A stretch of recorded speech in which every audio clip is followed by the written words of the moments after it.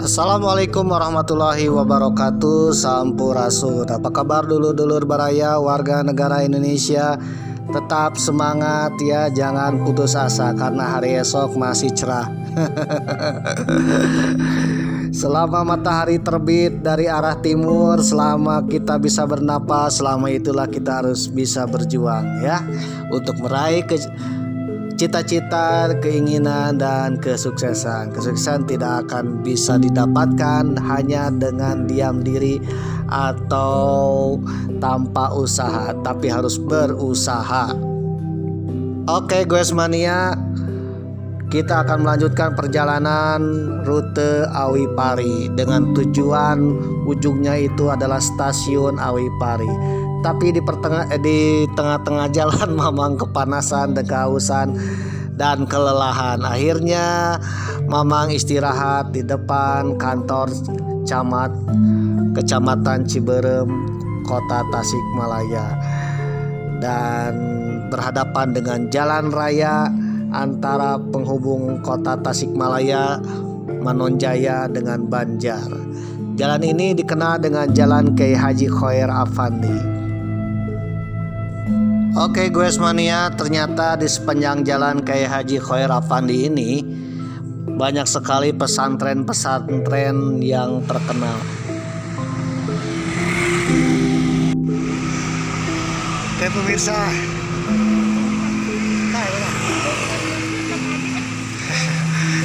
benar deket di segede ini. Minta air.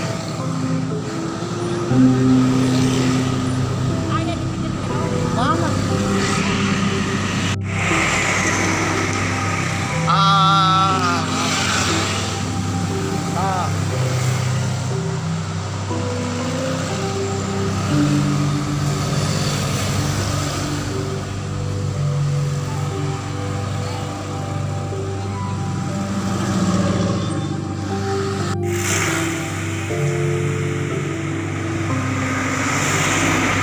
Kita sudah sampai di Kecamatan Ciberem.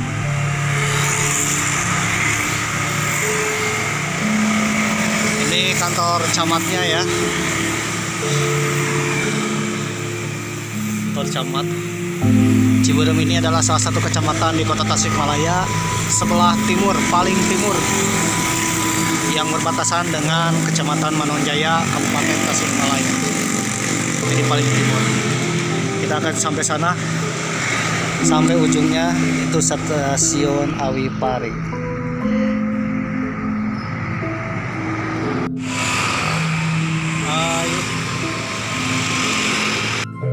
Oke guys mania, kebetulan Mamang lagi duduk di Jalan Kiai Haji Khoer Affandi. Bagi kalian yang penasaran siapakah Kiai Haji Khoer Affandi ini, Mama akan sedikit bercerita tentang Kiai Haji Khoer Affandi. Kiai Haji Khoer Affandi ini merupakan salah satu ulama besar di wilayah Kota Tasikmalaya dan Kabupaten Tasikmalaya, dan ulama karismatik se-Priangan dan se-Jawa Barat, bahkan se-Indonesia. Beliau ini merupakan pendiri dari pesantren Miftahul Huda di Manonjaya, dan beliau ini merupakan kakek dari Wakil Gubernur Provinsi Jawa Barat, yaitu Kang UU. Beliau ini lebih dikenal dengan sebutan Uwa Ajengan, merupakan pendiri Pondok Pesantren Miftahul Huda Manonjaya Tasikmalaya. Beliau lahir pada tanggal 12 September 1923 di Desa Cigugur, Pangandaran. Beliau merupakan anak kedua dari 3 bersaudara dari pasangan Raden Mas Abdullah dan Siti Aminah. Ayahnya merupakan keturunan Ningrat dari garis Mataram dan Sukapura. Beliau bekerja sebagai petani dan agen polisi Belanda dengan pangkat kopral. Sementara ibunya memiliki garis nasab sampai kepada Wali Godog di Garut. Jadi dalam diri beliau mengalir darah bangsawan dan ulama. Dilansir dari tirto.id dengan berjudul Kiai Haji Khoer Affandi, santri kelana di antara perang dan damai. Beliau selalu mencari ilmu dari pesantren ke pesantren. selama 13 tahun belajar, sehingga menjadi julukan santri Kelana. Di pesantren Cipancur, Kabupaten Tasikmalaya, ia belajar kepada Kiai Dimyati selama 6 bulan. Kepada Kiai Abdul Hamid, seorang ulama NU yang sangat anti Belanda, ia belajar ilmu tauhid di pesantren Pangkalan, Kabupaten Ciamis. Hal ini sangat bertentangan dengan pengalamannya saat belajar di pesantren Cikalang. Saat baru belajar 1 bulan di pesantren tersebut, Khairul Apandi diusir oleh Kiai karena ia diketahui sebagai santri NU yang anti Belanda.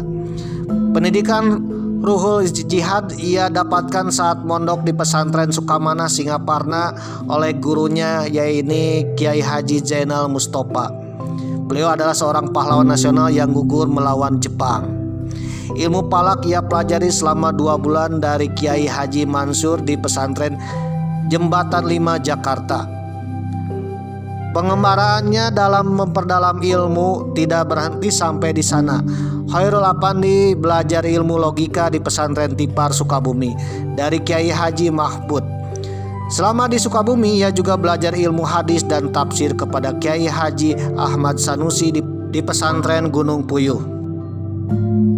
Ilmu tasawuf ia pelajari dari Raden Haji Didi Abdul Majid di pesantren Wanasuka, Ciamis. Kemudian kepada Kiai Sayuti ia belajar ilmu kemakrifatan di pesantren Gerenggeng di Kebumen, Jawa Tengah.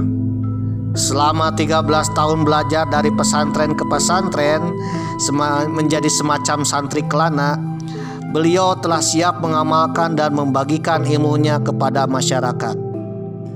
Namun sebelum kiprah barunya dimulai, situasi politik nasional keburu berubah.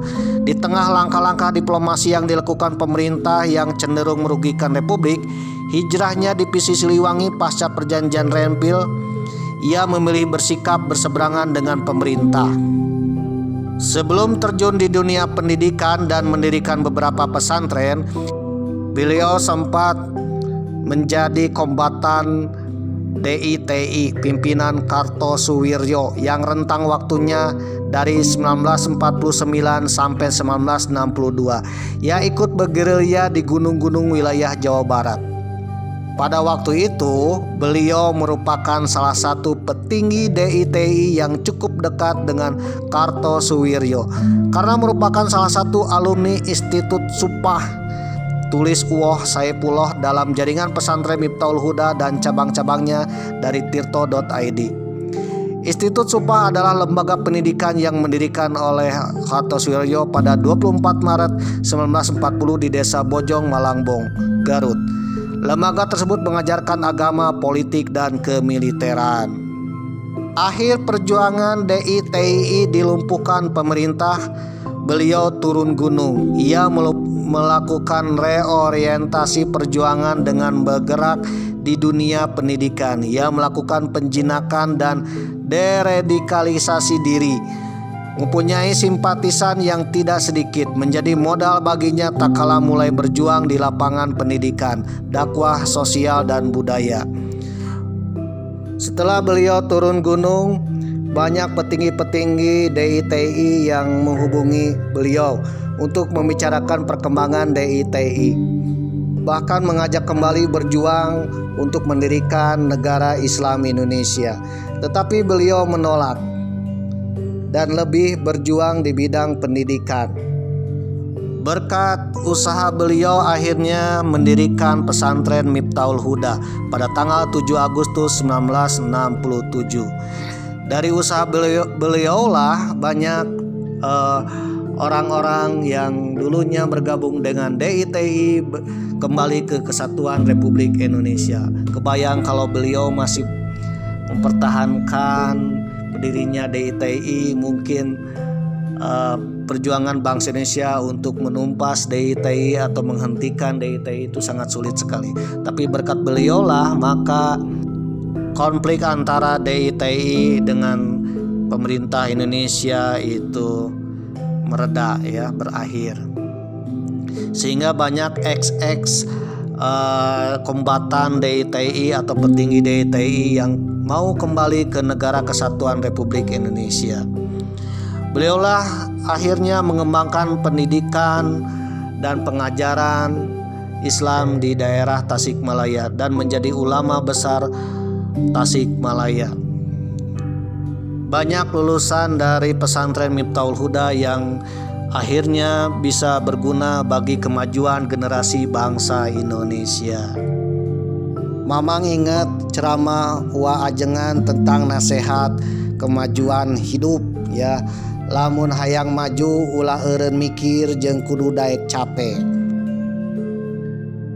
Yang artinya dalam bahasa Indonesia, kalau ingin maju dan sukses, jangan berhenti berpikir dan tetap semangat ya meskipun lelah. Banyak sekali nasihat-nasihat beliau yang menjadi arahan panutan warga Tasikmalaya. Berkat nasihat beliau lah Mamang juga terpacu untuk semangat hidup. Konon mencari ilmu itu wajib dan mengamalkan juga wajib. Jadi ketika kita sudah meninggal, amal kita tetap mengalir karena ilmu kita.